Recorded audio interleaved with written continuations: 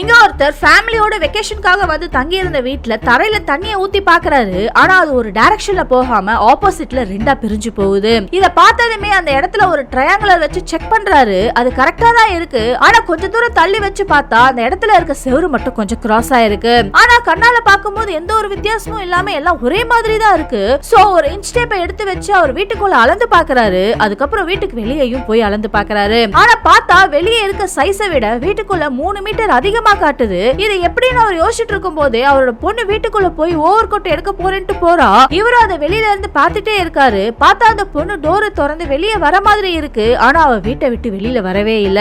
இத பார்த்ததுமே பயந்து போய் வீட்டுக்குள்ள ஓடி போய் தேடுறாரு. ஆனா இவர் ஒவ்வொரு டைம் டோரை திறக்கும் போது லூப் மாதிரி வேற வேற ரூம்குள்ள இருந்து அதே ரூம்குள்ள தான் வராரு. லாஸ்டா அவர் பொண்ணையும் அவர் கண்டுபிடிச்சிடறாரு. அப்பதான் அந்த பொண்ணு சொல்றா, இந்த டோர் வழியா நான் ஒரு இருட்டான ரூம்குள்ள போனேன். உள்ள எனக்கு ரொம்ப பயமா இருந்துச்சுன்னு சொல்லிட்டு இருக்கா. சோ இதுக்கு மேல இந்த வீட்டுக்குள்ள இருக்க கூடாதுன்னு ரெண்டு பேருமே அந்த வீட்டை விட்டு வெளியே ஓடி போயிடுறாங்க. அத ஒரு உருவம் இவங்கள விண்டோ வழியா இருந்து பாத்துக்கிட்டே இருக்கு. வெளியே போனவங்க ரொம்ப நேரமா ரொம்ப தூரமா நடந்து போயிட்டே இருக்காங்க. பார்த்தா மறுபடியும் அதே வீட்டு முன்னாடியே வந்து நிக்கிறாங்க.